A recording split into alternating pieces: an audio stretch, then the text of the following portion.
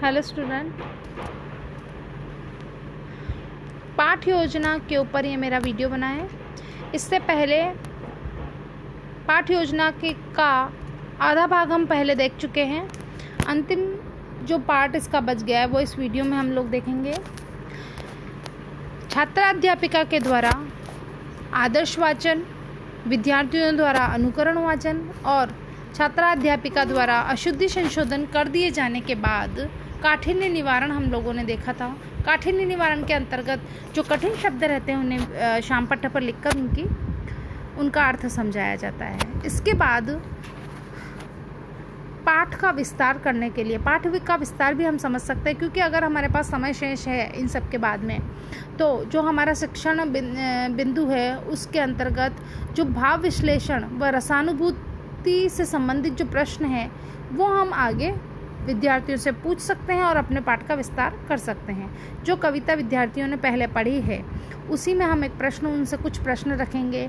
जैसे छात्राध्यापिका इस प्रकृति की सीख नामक कविता के पाठ योजना में पहला प्रश्न पूछती है कि पर्वत हमें क्या कहता है। जो कि विद्यार्थियों ने इस कविता को पढ़ा भी है और समझा भी है तो वह उत्तर देंगे, पर्वत हमें कहता है शीश उठाकर तुम भी ऊंचे बन जाओ। ये सामान्य विषय वस्तु से संबंधित प्रश्न है, इसलिए विद्यार्थियों ने इसका उत्तर आसानी से दे दिया है। अब उसके बाद अगला प्रश्न रहता है छात्राध्यापिका का कि पर्वत द्वारा कहे उक्त कथन के पीछे क्या भाव है। यानी कि भाव विश्लेषण से संबंधित प्रश्न छात्राध्यापिका या छात्राध्यापक के द्वारा किया जाता है।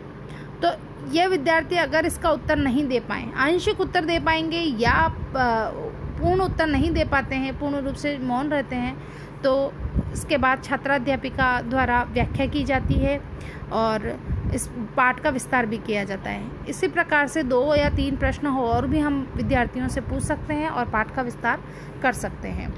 इसके बाद अंत में अब मूल्यांकन प्रश्न रखे जाते हैं। मूल्यांकन प्रश्न यानी कि जो भी पाठ योजना जिस पर आधारित थी, जो हमने प्रस्तुतिकरण में विद्यार्थियों को समझाया, उसी से संबंधित कुछ प्रश्न रहते हैं। जैसे कि इस पाठ योजना में कुछ प्रश्न रखे गए हैं। पर्वत हमें क्या संदेश दे रहा है।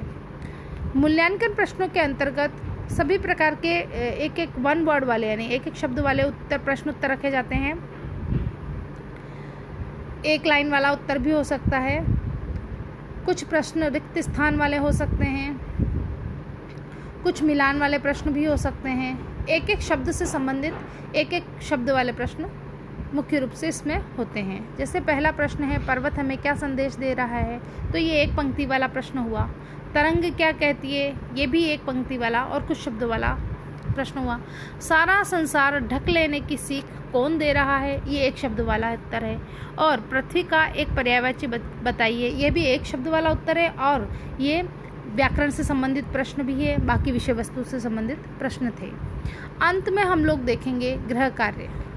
गृह कार्य के अंतर स्टूडेंट्स एक निबंधात्मक प्रश्न दिया जाता है, किसी भी प्रकार का प्रश्न दे सकते हैं ताकि इसमें विद्यार्थी अपनी रचना कौशल को भी अभिव्यक्त करे।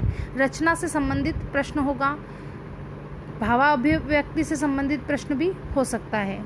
गृह कार्य में प्रश्न रखा गया है, इस कविता के समकक्ष कोई अन्य कविता लिख करके भावार्थ समझाइए।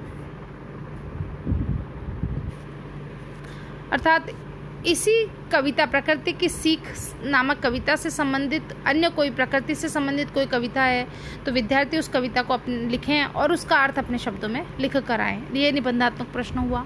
इसके अतिरिक्त हम लोग इसी कविता की कुछ पंक्तियों को दे करके विद्यार्थियों को प्रश्न दे सकते हैं कि इसका भाव अपने शब्दों में लिखें। इस प्रकार गृह कार्य में निबंधात्मक के प्रकार का कुछ प्रश्न होगा और मूल्यांकन में एक लाइन एक शब्द वाले कुछ प्रश्न होंगे।